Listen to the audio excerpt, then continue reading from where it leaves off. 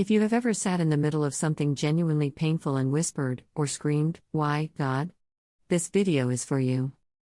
Not because I have a formula that makes the pain disappear, but because I think you deserve an honest answer. Not a bumper sticker. Not a platitude.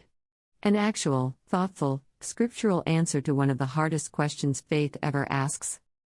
Why does God allow hard things to happen to people who are trying to follow Him? I've sat with that question for a long time. And what I want to share with you today won't take the pain away, but it may change what you do with it. Stay with me. Let's start with honesty, because you deserve that.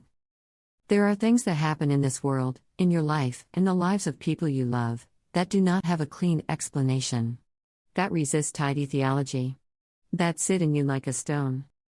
And if someone has ever responded to your pain with "everything happens for a reason" or "God needed another angel," I understand why that felt hollow.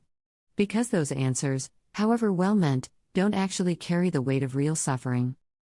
The Bible doesn't pretend otherwise. Read the Psalms, really read them, and you will find raw, honest, sometimes furious conversation with God. How long, Lord? Will you forget me forever?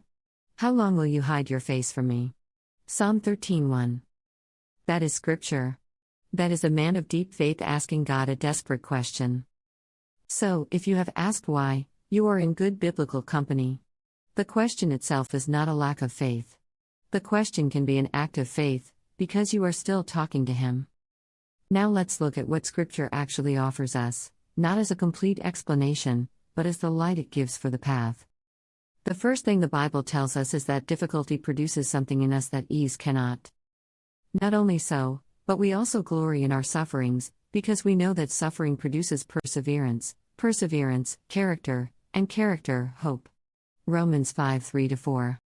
Perseverance, character, hope. These are not things that can be downloaded or taught in a classroom. They are forged. And the forging requires heat. A diamond is carbon under extreme pressure for an extremely long time. The pressure is not the enemy of the diamond. The pressure is part of what makes it what it is. This does not make the pressure pleasant, but it does make it purposeful. The second thing Scripture tells us is that God does not stand outside our suffering, watching from a distance. He enters it. Jesus did not stay in heaven and send a message. He came. He walked into hunger, rejection, grief, betrayal, abandonment, and death, not to observe human suffering, but to redeem it from the inside. For we do not have a high priest who is unable to empathize with our weaknesses, but we have one who has been tempted in every way, just as we are, yet he did not sin. Hebrews 4:15. He is not indifferent to what you are in. He has been in it. Third, and this is perhaps the most important, Scripture tells us that God's purposes reach further than what we can see from inside our moment of pain. You cannot evaluate the full meaning of a chapter while you are still in the middle of it. Joseph could not see, from the bottom of that pit, what God was doing. Job could not see, in the middle of his devastation, what was being demonstrated. But the story did not end in the pit. I want to be careful here, because this teaching can be misapplied in ways that cause harm. The fact that God can bring good out of hard things does not mean God causes every hard thing. Scripture is clear that we live in a broken world, shaped by real human choices and real consequences, not a puppet shows where God scripts every tragedy for a lesson. It also does not mean your pain is not real or that you should hurry through it. Grief is not a spiritual weakness. Lament is biblical. Jesus wept at the tomb of Lazarus, even knowing what he was about to do. He wept because grief is real and it deserved to be honored. And it does not mean you have to feel peace about it right now. Trust does not require you to feel what you do not feel. It requires you to stay oriented toward the one you trust, even when the feelings are dark. Even though I walk through the darkest valley, I will fear no evil, for you are with me. Psalm 23:4. Through the valley. Not around it. Not over it. Through it. And not alone. So, what do you actually do with the hard thing you are in right now? First, let yourself grieve it. Don't perform peace you don't have. Be honest with God. The Psalms give you full permission. Second, ask a different question. Instead of only "why is this happening?" begin to also ask "what is this forming in me?" Not as a way of minimizing the pain, but as a way of staying open to what God may be doing beneath the surface of it. Third, find one person to walk with you in it.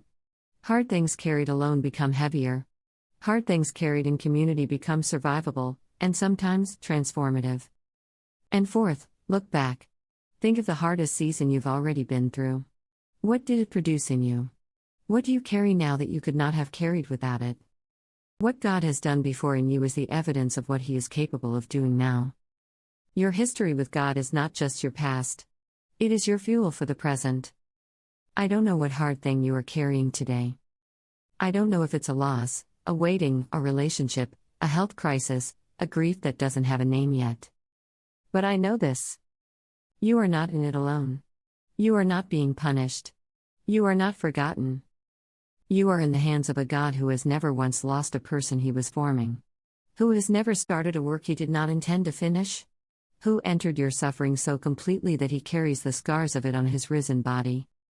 And we know that in all things God works for the good of those who love Him, who have been called according to His purpose. Romans 8:28. All things. He wastes nothing. Hold on. You are being formed into something that required exactly this. Keep going.